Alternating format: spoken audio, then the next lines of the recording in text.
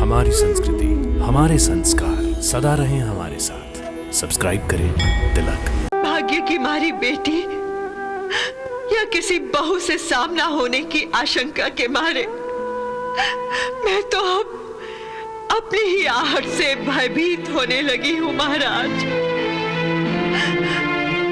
अपनी ही आहट से भयभीत होने लगी हूँ। इसलिए कृपया आप मुझे अपने कक्ष में रहने की अनुमति दीजिए महाराज। दुशाला के आंसू पोंछने की शक्ति अब मेरे हाथों में नहीं रही है महाराज, अब मेरे हाथों में नहीं रही है। भांज, जिसके पास द्रोणाचार्य, कृपाचार्य, अश्वत्थामा और कर्ण जैसे अजय महावीर हों, उसे दुर्बल समझने का साहस मैं तो क्या कोई भी नहीं कर सकता। हाँ, आप जिन्हें अजय समझते हैं मामाश्री, उन्हीं के होते हुए मेरे बहनोई जयद्रथ का वध अर्जुन ने किया ना। इन्हीं चारों के होते हुए हमारी सेना का संहार हुआ ना। मामाश्री, यदि इनमें से एक ने भी अर्जुन पर प्रतिबंध लगाया होता तो जयद्रथ की जगह अर्जुन यमलोक पहुंच चुका होता।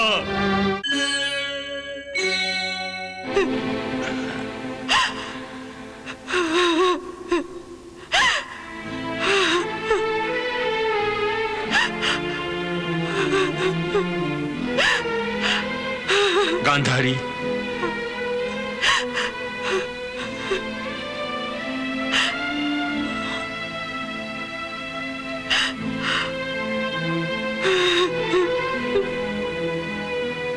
गांधारी, तुम्हारे आंसू मुझे निर्बल बना देते हैं, इसलिए अपने आंसुओं को रोक लो। नहीं महाराज, जिसके भाग्य में रोना लिखा हो वो रोने के अतिरिक्त क्या कर सकती है। सिंधु नरेश जयद्रथ तुम्हारा ही नहीं, मेरा भी तो दामाद था। अपनी पुत्री के सुहाग उजड़ने का दुख जितना तुम्हें है उतना ही मुझे भी तो है, पर मैंने अपने आंसुओं को कितने साहस से रोक लिया है। आप में इतना साहस है क्योंकि आप पुरुष हैं, पर मैं तो नारी हूं। मैं अपने दिल पर पत्थर नहीं रख सकती महाराज, अपने दिल पर पत्थर नहीं रख सकती। यदि तुम अपने आंसुओं को नहीं रोकोगी तो तुम्हारी सिसकियां सुनकर मेरे भी आंसुओं का बांध टूट जाएगा। इसलिए यदि रोना ही है तो अपने कक्ष में जाकर रो। मैं तो अकेले में आंसू बहाना चाहती थी, परंतु मुझे मेरे कक्ष में जाने से डर लग रहा है। अपने कक्ष में जाने से कैसा डर? यदि हमारी पुत्री दुशाला मेरे कक्ष में आ गई तो मैं उसका सामना कैसे कर सकूंगी? बोलिए महाराज, मैं उसका सामना कैसे कर सकूंगी? मैं उसे सांत्वना कैसे दूं? सांत्वना तो वो देता है जो स्वयं दुखी ना हो। ना ही किसी बहू से मिलने का साहस है मुझ में। महाराज, केवल हमारे जमाई जयद्रथ का ही वध नहीं हुआ है, अब तक न जाने हमारे कितने पुत्रों का वध हो चुका होगा। गांधारी, हम बड़ी आसानी से अपने पुत्रों की आहुति दे रहे हैं। पहले इस महल में हमारे 100 पुत्रों के साथ हमारी बहुओं की भी किलकारियां गूंजती थी, परंतु अब इस महल के हर कोने से केवल सिसकियां सुनाई देती हैं महाराज, केवल सिसकियां सुनाई देती हैं। दुर्भाग्य की मारी बेटी या किसी बहू से सामना होने की आशंका के मारे मैं तो अब अपनी ही आहट से भयभीत होने लगी हूं महाराज। अपनी ही आहट से भयभीत होने लगी हूं। इसलिए कृपया आप मुझे अपने कक्ष में रहने की अनुमति दीजिए महाराज। दुशाला के आंसू पोंछने की शक्ति अब मेरे हाथों में नहीं रही है महाराज, अब मेरे हाथों में नहीं रही है।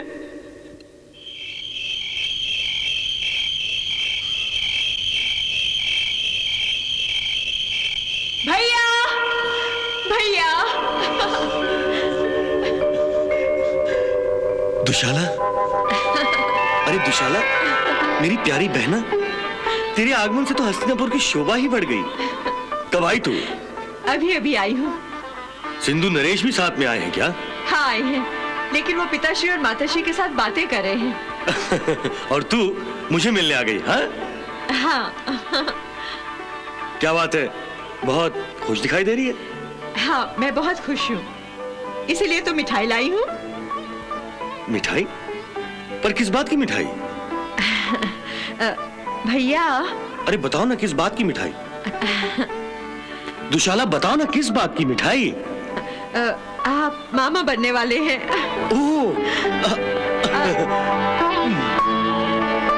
तुम खुश रहो।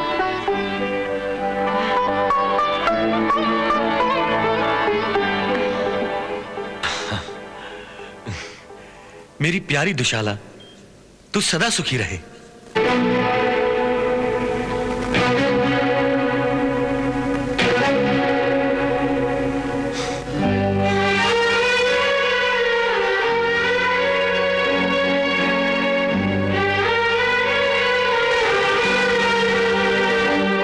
दुशाला,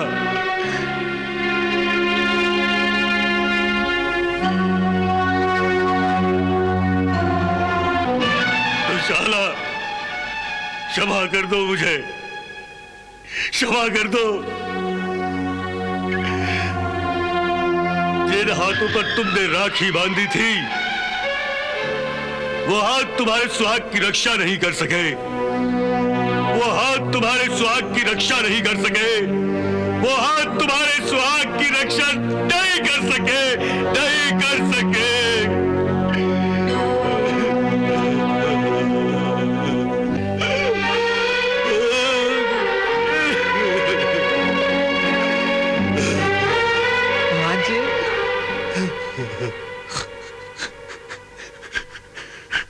तुम्हारी आंखों में आंसू? भांजे, आंसू तो निर्बलता की निशानी होते हैं, और तुम तो बलवान हो। किसने कहा आपसे कि मैं बलवान हूं? भांजे, किसने कहा? भांजे, बाबा श्री, मैं बलवान नहीं हूं, नहीं हूं। मैं तो वो दुर्बल भ्राता हूं जो अपने भाइयों की भी रक्षा नहीं कर सकता। अरे मैं तो वो कायर हूं जो अपनी बहन की सुहाग की रक्षा नहीं कर सका। अरे मैं वो पिता हूं जो अपने पुत्र की रक्षा नहीं कर सका। और फिर भी आप मुझे बलवान कहते हैं।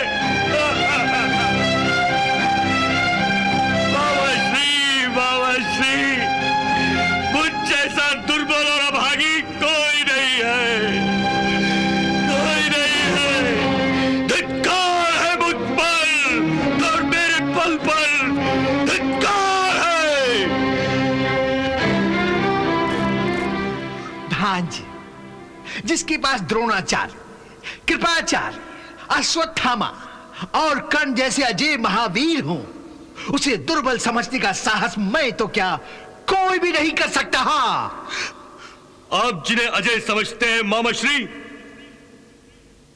उन्हीं के होते हुए उन्हीं के होते हुए मेरे बहनोई जयद्रथ का वध अर्जुन ने किया ना, इन्हीं चारों के होते हुए हमारी सेना का संहार हुआ ना। बाबा श्री, यदि इनमें से एक ने भी अर्जुन पर प्रतिबंध लगाया होता तो जयद्रथ की जगह अर्जुन यमलोक पहुंच चुका होता, परंतु ऐसा नहीं हुआ, ऐसा नहीं हुआ। कुछ नहीं कर सके मेरे ये योद्धा। अर्जुन ने हर एक को पराजित कर दिया, हर एक को पराजित कर दिया। बाबा श्री, याद है वो दिन? याद है वो दिन जब कृष्ण शांति प्रस्ताव लेकर हस्तिनापुर आए थे? हाँ हाँ, याद है भांजी। और उस समय तुमने बड़ी हिम्मत से काम लिया था और उस शांति प्रस्ताव को ठोकर मारी थी।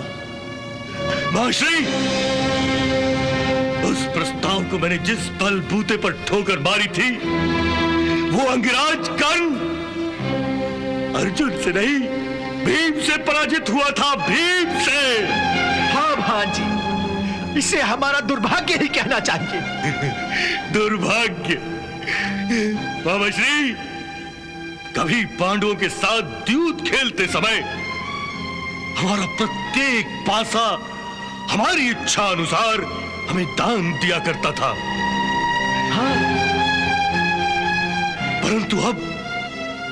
परंतु अब हमारा प्रत्येक पासा उल्टा पड़ रहा है। समय हमारा शत्रु बन गया है। हम हर एक दिन युद्ध की बाजी हारते जा रहे हैं। भांजी, निराश क्यों होते हो? याद रखो, अंतिम विजय तुम्हारी होगी। हाँ बाबा श्री, अब भी आपको विश्वास है कि अंतिम विजय मेरी ही होगी? हाँ भांजी, अंतिम विजय तुम्हारी होगी। पहले मुझे भी विश्वास था कि विजयश्री मुझे ही माला पहनाएगी, परंतु अब मेरा आत्मविश्वास डगमगाता जा रहा है। भांजी, एक बात याद रखो, युद्ध हमेशा विश्वास के बलबूते पर जीता जाता है। इसलिए विश्वास रखो कि अंतिम विजय तुम्हारी होगी। मामाश्री, अंतिम विजय मेरी होगी या नहीं, ये मैं नहीं जानता, परंतु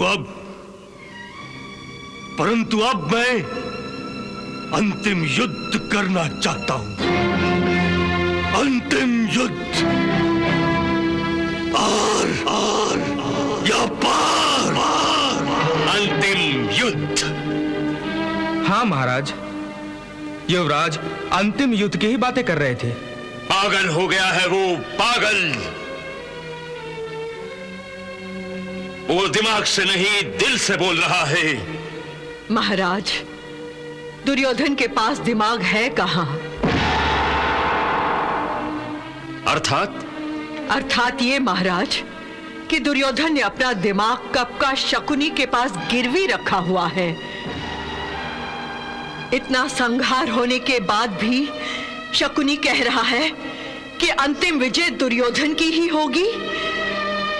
कोई भी समझदार मनुष्य ऐसी मूर्खता की बात ऐसे समय पर नहीं कहेगा, जब अपनी हार सामने स्पष्ट रूप से दिखाई दे रही हो। पता नहीं क्या परिणाम दिखलाएगा ये अंतिम युद्ध। अंतिम युद्ध?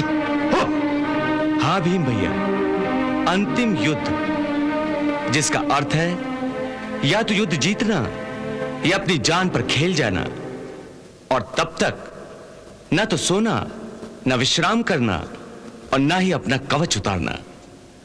निर्णायक युद्ध को ही अंतिम युद्ध कहते हैं।